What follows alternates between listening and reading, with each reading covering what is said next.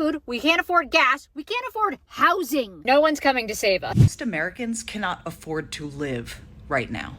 Grocery prices, healthcare costs, housing, and just the most basic of entertainment is cost prohibitive for so many Americans. Why are groceries so damn expensive?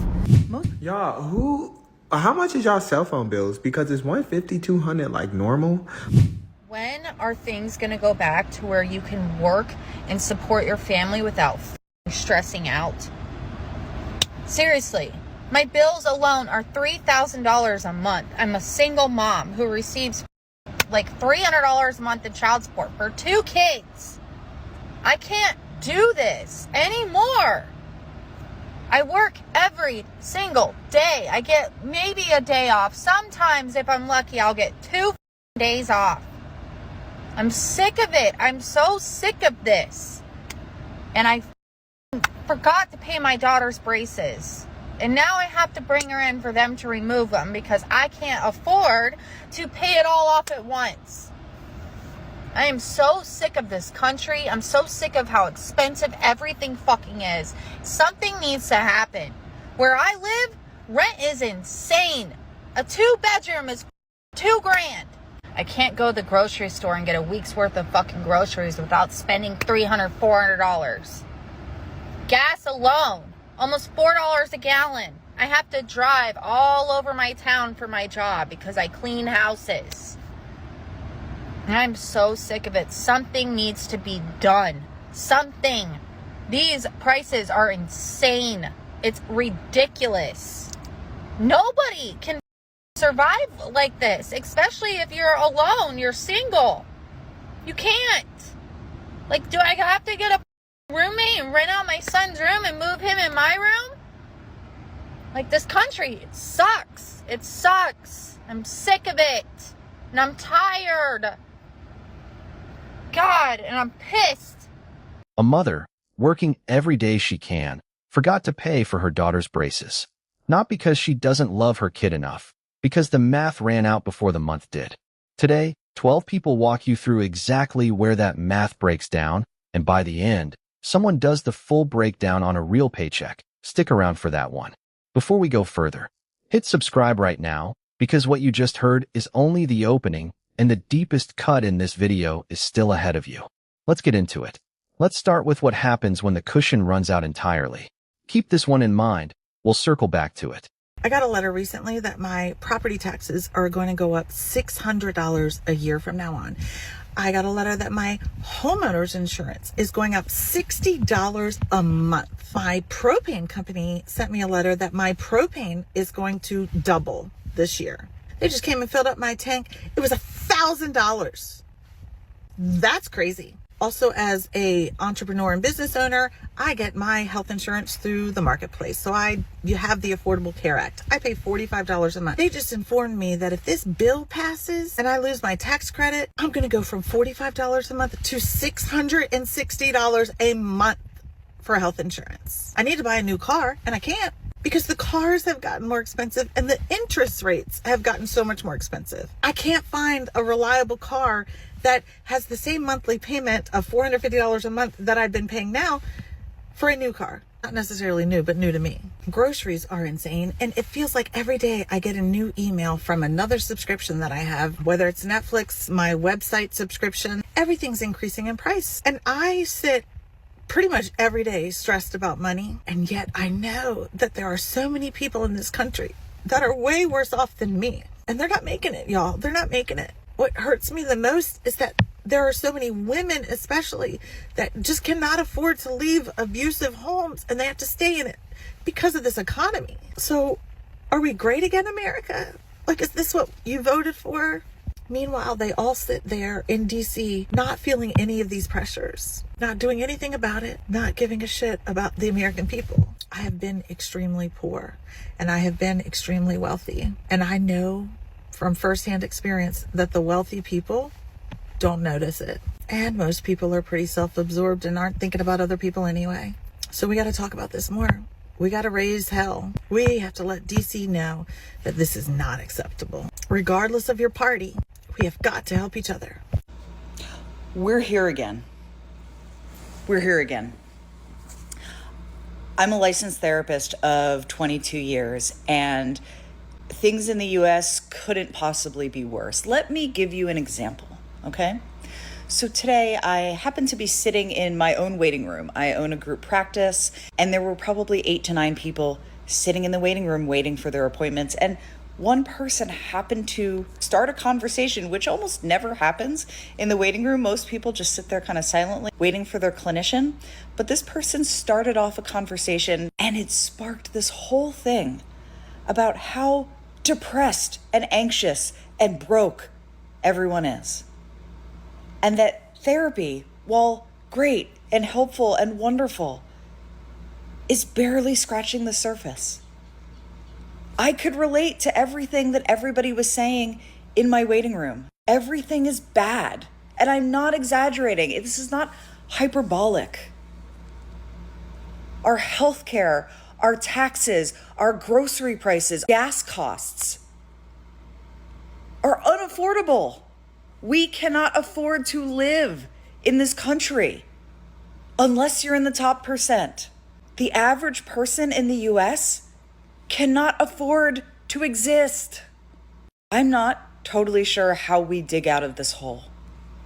All I know is that we sounded the alarm bells. We are here in spite of that. And it is awful. It's awful. A degree and a full-time job. Savings down to $85.26. 3 bills rising at once with no way to negotiate any of them down. And a room full of strangers agreeing on one thing without even meaning to. That's not anecdote, that's a pattern. Now let's go where this hits hardest for almost everyone. The grocery cart. I just want to say that these grocery prices are so ridiculous, and it's really starting to piss me off because it feels like all of our extra income is going straight to groceries. I mean, we were spending before like $150 a week on a family of 4 for groceries. Now we're pushing $400 plus a week for groceries. The cost of meat is absolutely insane. We used to be able to get a pack of ground beef for like $6 or something like that. Now I went to Walmart today. It was $17 for a pack of ground beef to make some tacos. Like what? Why are groceries so damn expensive?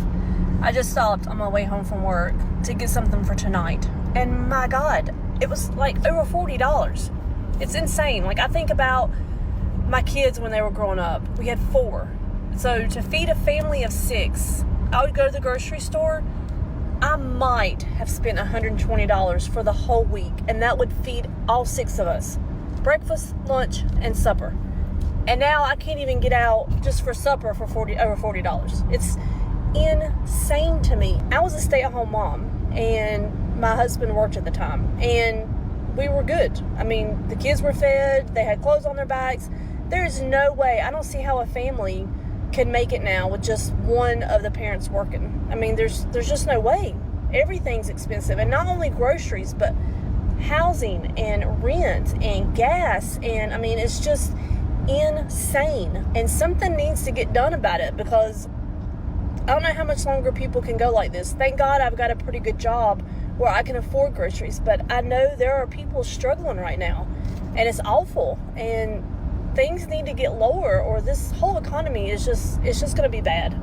And I wanted to add, tonight's supper, that's just feeding a family of 3. So, yeah, over $40. Crazy. I'm getting fed up with the prices of groceries.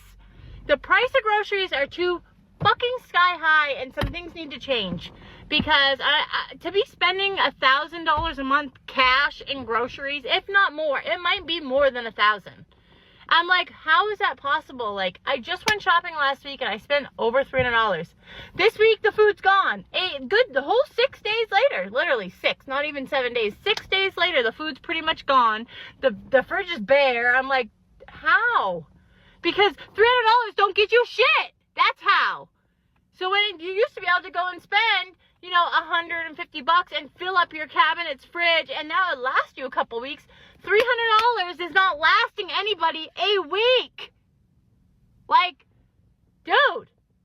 needs to change. Either I'm going to start walking my happy ass out with those carts, just like people used to do back in the days of addiction, but filled with TVs and electronics. My shit's going to be filled with food. I don't care. Ground beef nearly tripling.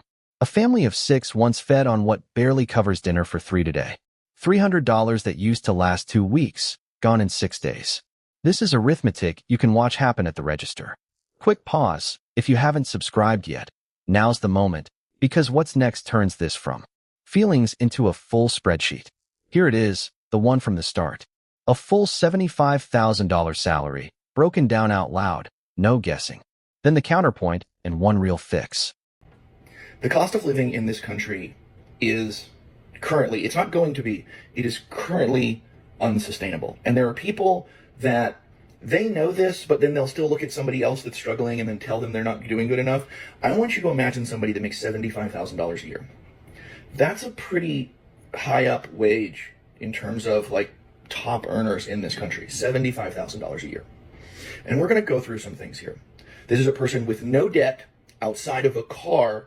And please don't hit me with the, you can go buy a car for, shut up, you can't, shut up, stop saying ridiculous things. An entry-level decent car is $30,000. So this person who puts $200 a month into insurance and they pay 5% into their 401k because shut up, people should be able to put money into their retirement. Because if you're not doing it now, you're never going to get to start doing it later. So after those two things come out of their paycheck and their taxes are paid, they bring home $53,850 a year from a $75,000 paycheck. Average rent in my state for a 1-bedroom apartment, because an adult should be able to live by themselves, $1,700. That car payment at 6% for an entry-level, very reasonable sedan, nothing fancy, that car payment's $579 a month.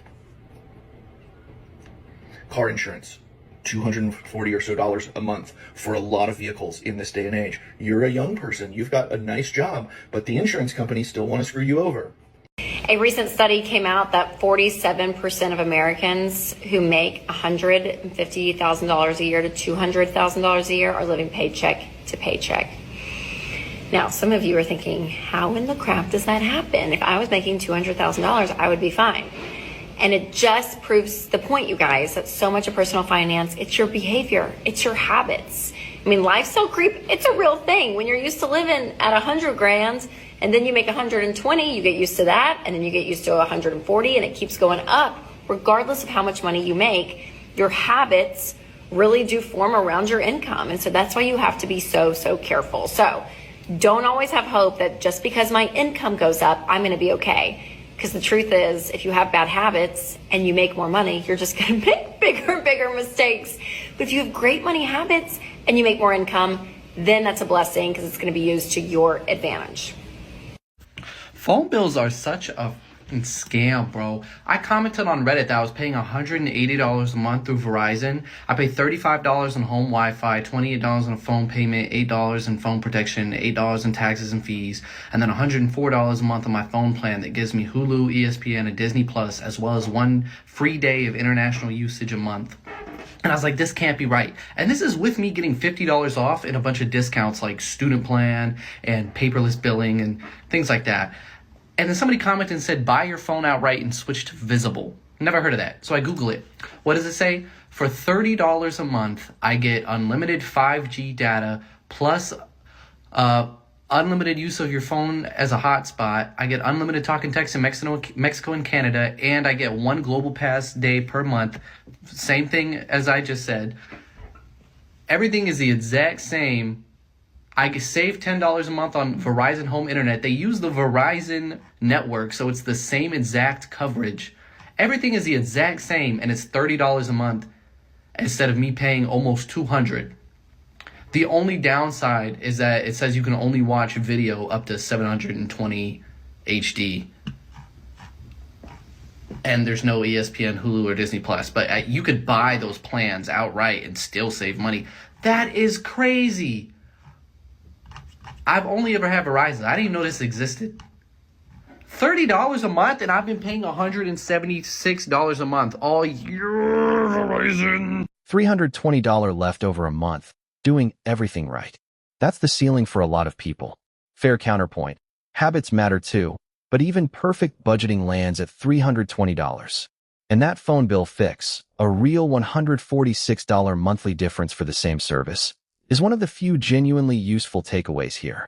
One last thing before you go, this next story isn't about carelessness, it's about a tactic. My 76-year-old mom just got misled by Verizon, and I am super disgusted by it.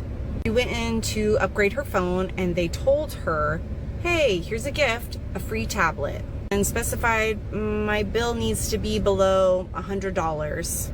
I told her, oh, yeah, that's no problem. Then her bill shows up the next 2 months, $157. She goes back in, says, this is not what we agreed to. She finds out this free tablet has a $500 financing attached to it. She tried to return it earlier, but they told her, oh, but you have to return it within 30 days. Today we drove about 30 minutes back and forth because the salesperson told us that they were going to be able to return the tablet. When we got there, they said, actually we can't. The issue isn't just the tablet, it's the conflicting information and misleading sales tactics. Honestly, I have found with companies like this, I feel like they're very ageist and they will take advantage of older people. So if you have someone older in your family going to Verizon or any type of phone company like this, go with them because these people will mislead and take advantage. What happened to her mother wasn't a personal mistake. Bundling a device on hidden financing behind a free gift is a documented carrier sales tactic, not something she should have caught. Y'all, how much is y'all cell phone bills? Because is $150, $200 like normal? Like, is that what everyone pays? Because I got AT&T and I have like my phone and I have my Apple Watch. So like, why the fuck is my shit so high? Like, I feel like that's high. Like, how much y'all paying with Verizon and everyone else? Because I feel like that's high. This is high. This is a PSA for all of the privileged, rich, wealthy Americans. Hi, my name is Bridget. I'm 32 years old. I work full-time. And my paycheck does not give me enough to even get the bare minimums, okay? I had a savings account and I just had to use about half of it just to get by until my next paycheck. Okay, and the reality of that is once my savings is gone, I don't have a crutch. I don't have any more crutches. And the stress of going grocery shopping, y'all, I'm at Aldi, okay, which is quite literally probably one of the cheaper grocery options. And the way that I have to pinch my pennies just to make sure I have enough food until the next paycheck is quite literally wild. So to all of my single humans out there, you're doing amazing. And you know, we're a one income family. My fur babies don't work. I wish they did. I wish there was an opportunity. But what are we supposed to do? Like, when is enough enough? Because this kind of living is unsustainable.